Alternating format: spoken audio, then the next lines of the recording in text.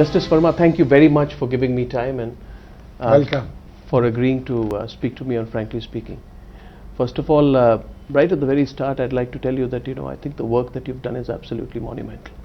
It's not I alone, it's a team, and the youngsters, most of them. But it's something which has touched the hearts of a lot of people.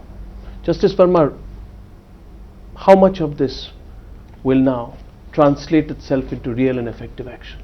Personally, I feel this is something which has happened for the first time. It is so unusual that the powers that be, if they ignore it, they'll do so at their own peril.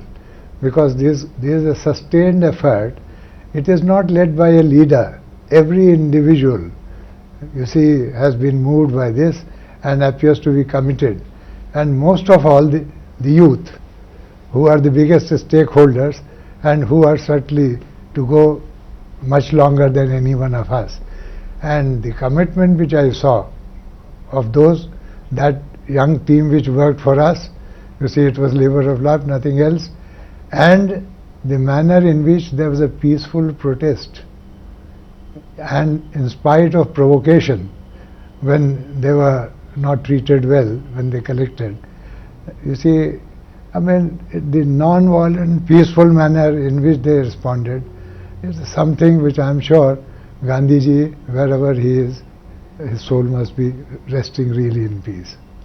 Is this the groundswell which also inspired you to take up this challenge? Justice Well, Verma, you see, somehow I have been involved in the issue of gender justice for a long time. You see, not merely when I happened to head that bench and write the judgment in the Vishaka case in 1997. Even earlier, a similar matter as Chief Justice of Rajasthan, you see, a similar issue. And that's the environment in which I grew up. So when this request was made to me, I thought not only was it a call to national duty or public duty which I must perform, but that was something which I think I owed to the nation and to the women of this country, the women folk, I see, and that's the reason I responded promptly. well, I'll come to the I'll come to the whole aspect of whether the government responded as well as they should have to you at a personal level. But may I ask you a few more pertinent issues which have come up in the context of the ongoing debate?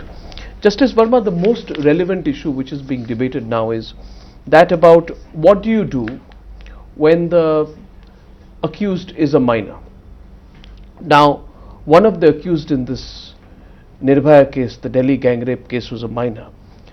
That means that he will get away with 3 years. There have been reports that the minor was the most barbaric of the lot. There have been press reports to this effect. Has this been a challenge for you, and did you consider this whole aspect? You see, while you I were will not comment on the merits of the case because that's not my practice to say anything about a matter which is sub judice. But then, you see, in the first place, laws are not made for a particular case or particular situation. It is for general application. So this issue had to be addressed by us on the basis whether it is advisable in the present environment in our country to lower the age from 18 to 16 in the case of juvenile offenders. Now, you see, there's a lot of work which has gone into this, a lot of study, and Professor Ved Kumari, who appeared in that interaction also, who has been working on this field for a long time, you see, she provided data showing research, etc. So by and large, you see, we thought there was no occasion to lower the age, because why does a juvenile become an offender is something which the society itself has also to answer. The issue of trafficking, which we have dealt with, because that's right, that's a related issue. Now, a child who may be trafficked, or a child who has gone astray because of the environment in which he was growing, has got into bad habits and bad company. Now, is not the society responsible for it? So all these factors for juvenile justice have been taken into account. And in this context, let me tell you, some 40 years back, when soon after I had become a judge in the Madhya Pradesh High Court, that case probably is by the name of Roop Singh, probably 1973 or 74. A case came in which a juvenile was convicted for murder, being tried in the normal course. In that context, I happened to study this subject, and then all the subsequent legislations are thereafter. And so, I mean, this too is a subject which has engaged me for quite some time. There are good reasons for it, and those who have studied it, the knee-jerk reaction may be that why not reduce it? But we have taken care that in the case of consensual sex, the age has been reduced according to our report. We have recommended from 18 to 16 because, you see, that should not be a ground for harassment of the children. Understood. And we have, so, I mean, this is based on, we took into account this argument also, and you will be, I wouldn't say surprised, but you would like to know that the women's group, by and large, who also interacted with us on 19th and 20th when we interacted with so many of them, they were also of the view that this age should not be lowered. Not only no death penalty and no castration, but lowering of this age. Because you don't make law for one particular case. The only argument in that case is that it will perhaps serve a greater purpose of deterrence. And I'm pushing this point, Justice Verma, because in countries like the UK and the US, they allow minors to be treated like adults in very exceptional cases. No, it is should we leave some room for exceptional cases? No, it is like this. I mean, giving discretion in any of these areas is very dangerous.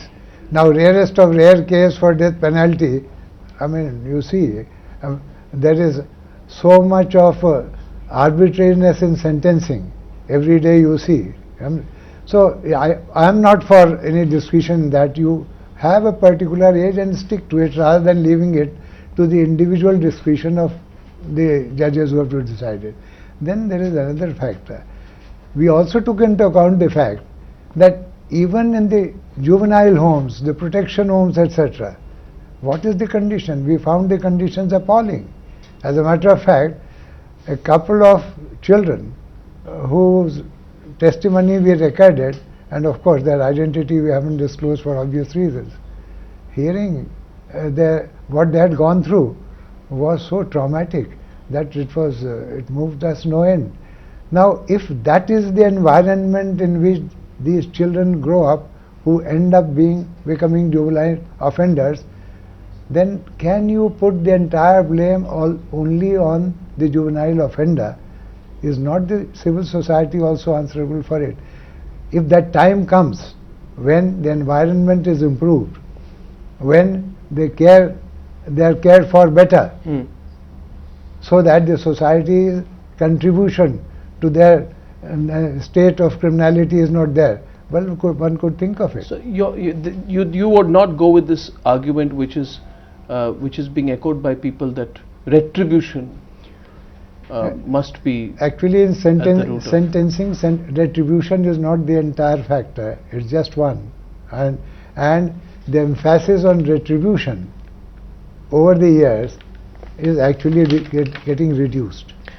Justice Verma, the other point which I would like to pick up, and this is picking up from the popular discourse which took place in the aftermath of the gang rape, is about the death penalty.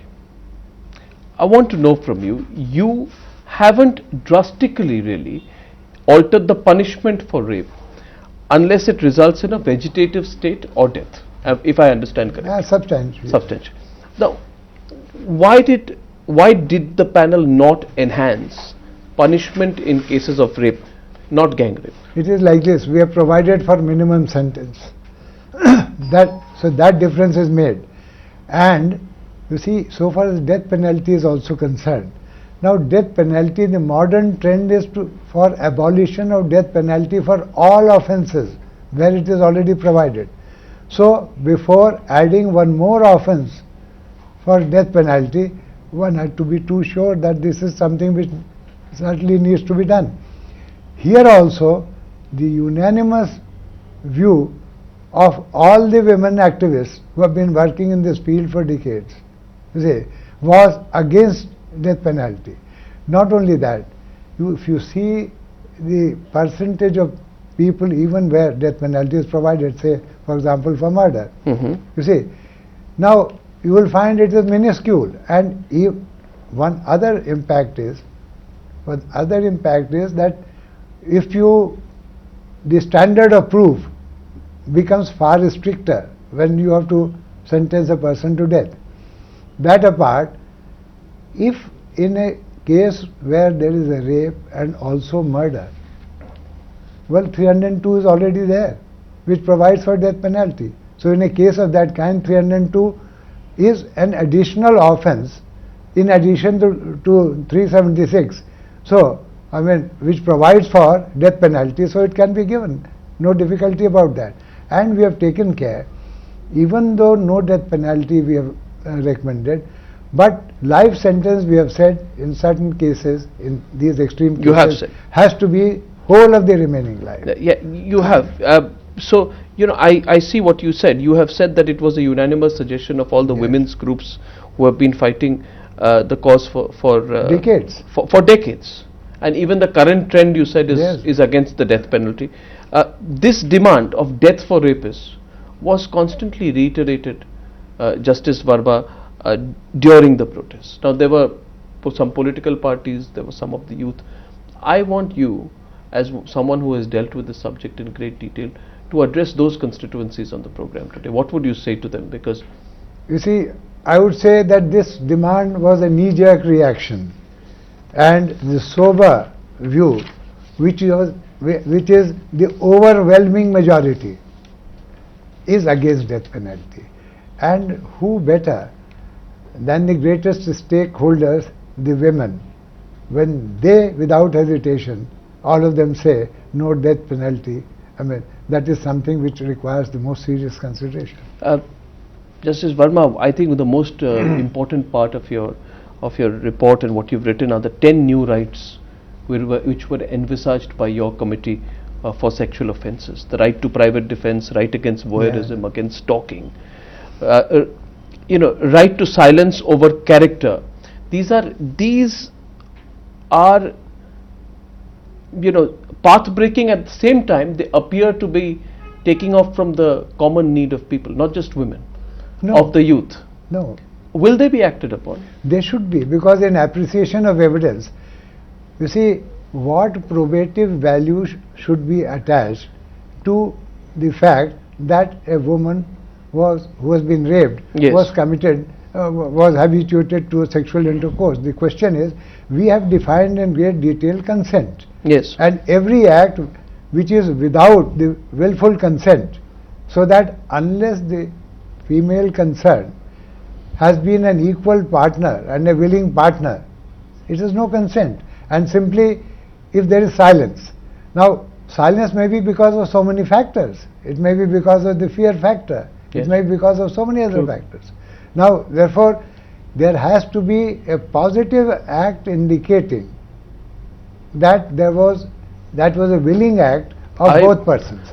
The most important, one of your rights, which I find personally very interesting in the context of the Banda rape case, in the end of 2010, there was this case which Times Now had reported where a woman who was raped by the ruling party MLA went to a police station and instead had cases of theft put upon her as a form of local level political intimidation / distribution. You say there should be a right to seek prosecution of the police officer who does not register an FIR or a complaint of rape, molestation or sexual harassment should be liable for punishment up to 5 years. Justice Verma, this has to be made into a law. That's right. You see, this has to be made into a law. There is a statutory obligation of every police officer to whom such an offence is reported to register the offence and investigate.